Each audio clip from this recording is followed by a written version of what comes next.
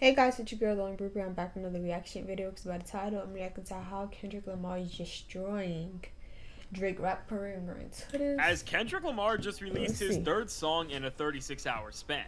It's never been more apparent that he is trying to Nah, win this this man dropped battle like and 4 destroy songs, bro. Drake I as can't keep soon as up. possible, and while after the release of his quick follow-up to Drake's Family Matters At Meet this the point, Grams getting a seemed ring. as sinister and vile as a I ain't diss even track react to can get. that.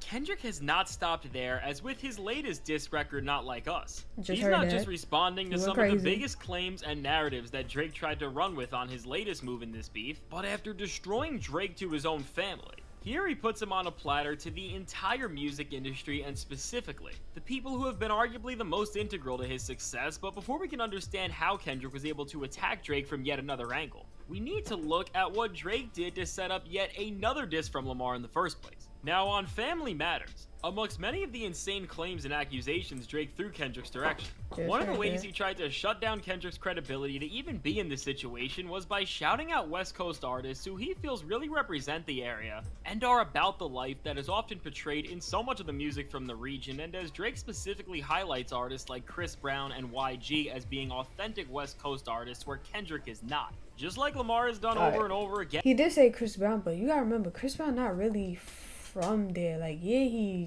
I think he's affiliated over there, but he's not really like born and raised.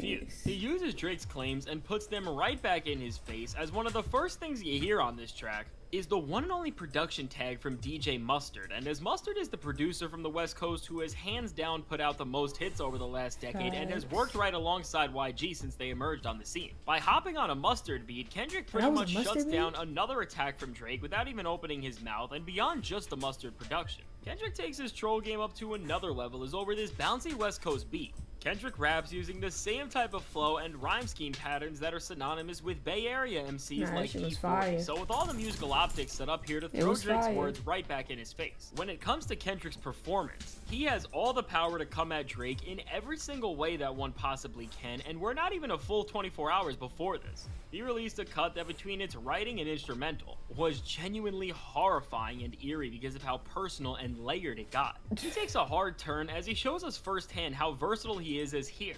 He is dissing Drake within the confines of a traditional West Coast banger, and when it comes to what Kendrick throws at Drake, he wastes no time in this track getting right back to this lyrical annihilation that he has been pulling off throughout all of his recent releases, as he doesn't just mock the fact that Drake is on his last legs, but he comes at him through more shocking angles that don't just... Drake is definitely holding his own, because like, it's everybody versus Drake, and Drake is like, he coming, you know what I'm saying? It ain't like he backing down, like he's stepping. We view Drake as a whole. Now, to flex every single lyrical muscle he has, Kendrick makes this diss a lot more humorous in tone as opposed to the more vengeful anthems before it, and this indicates that Kendrick is both getting more confident in ending this beef once and for all, and also that he is just going complete Thanos mode by trying to diss Drake through every single pocket of his artistry, which I gotta give him more power for doing this, is in musical battles where the pressure is so high. Historically, even the most skilled MCs tend to rely on the styles that they know work, but Kendrick just keeps innovating on really how out-of-the-box diss tracks can be. So when it comes to the first half of the song, despite its almost comedic tone, its themes are about as serious as it gets, as Kendrick is once again talking about Drake's weird history with girls and between the... I keep saying it, get in the field. Oh, this is what he said. Punchlines that are going to be remembered for quite some time. To the creativity Kendrick brings out to call Drake and his crew flat out weirdos and creeps. We see Lamar dissect Drake in a way that, while feeling way more lighthearted, is still just as humiliating and calculated, and what's apparent throughout Kendrick's bars that try to make Drake forever synonymous with this dark part of his career, where Drake seemingly half-studied Mr. Morale and the Big Steppers as a way to come at Kendrick's marriage and the personal struggles on his end of things. Kendrick fully studied Drake's latest projects to understand the heart of his rival's twisted morality and his declining state as an artist, and while he's alluded to For All the Dogs already, the more we listen to these disses and decode Drake's lyrics, it seems like the most crucial project to deciphering who Drake is today is his 2021 LP Certified Lover Boy, which through its array of creepy lines that played right into what Kendrick has been talking about right now, and were only overshadowed LP Certified Lover Boy, which through its array of pop that baby, that was birthday. The way I wasn't in love with none of them anyway. Creepy lines that played right into what Kendrick had. Your little post Coke baby, you're a little 48 baby, got a little candy in her has pocket. been talking about right now, and were only overshadowed by the Drake and Ross. Kanye beef in 2021, gave Kendrick a first-hand view into Drake's philosophy and rationale for the things he has been most criticized for, and projectly are supported by the same framework from this project. Here, he just clowns the entire album's legacy right on its head, as he calls himself the certified boogeyman as a way to mock Drake and what he sees as his impending loss. And he doesn't stop here, as he flips the title again to say that Drake is something much worse than a certified lover boy, which I can't even say in this video. Now, the cover of the song builds on this sentiment as well, as it shows Drake's house, which is known as the Embassy, on what would be a certain list that everybody fears, and with 13 tags I on the didn't building. even know. Kendrick is using this Because in, like, the app we use, it's not red. So I'm like, okay. I feel like ours is just one color, and you have to actually, like, look at the list to see what the person is on the list for. But then I Googled it.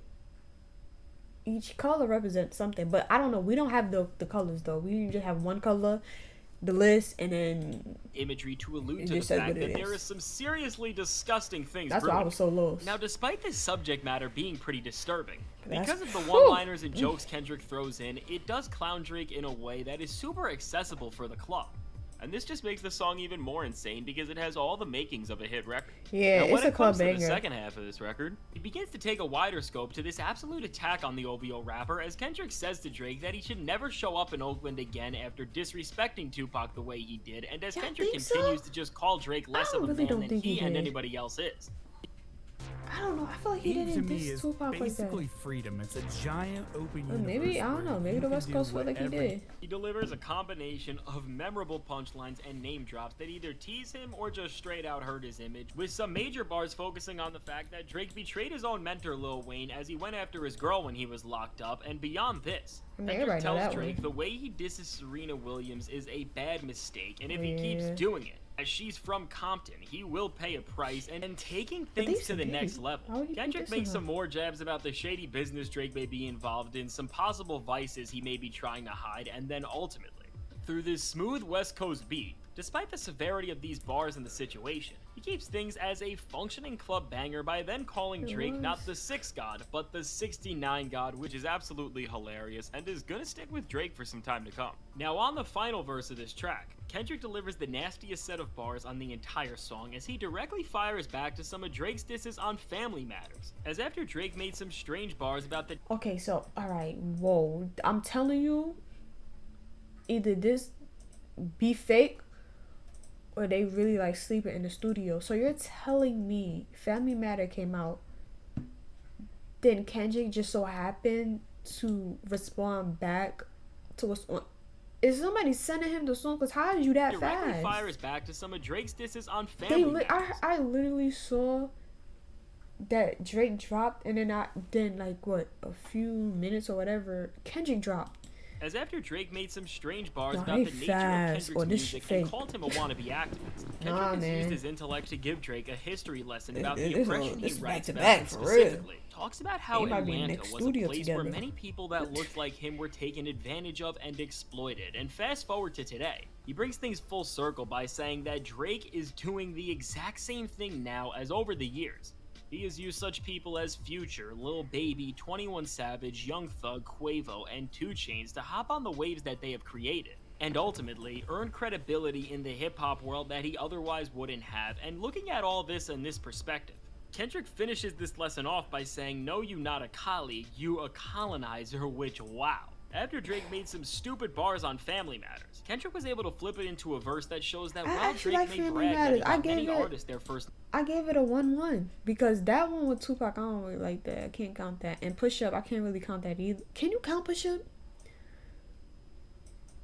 I don't know. I just feel like it's 1 for 1 right now. Like, Kendrick got it and Drake got it for me. I ain't listening to the rest of the Kendrick songs, so number 1 you song. see. Not the influence and stature that he has been from Atlanta and so many of their greatest artists. He simply wouldn't be where he is today, and when we look at the tactical advantage that this verse gives, Kendrick has now positioned Drake not just against the people, but against the region where he has gotten so much of his style from. And with this, while Drake has played the victim and acted like he has given so many people a career, Kendrick shuts down this ideology as he calls Drake a fraud who is only biting the style that others have worked so hard to create, and he is just profiting off it.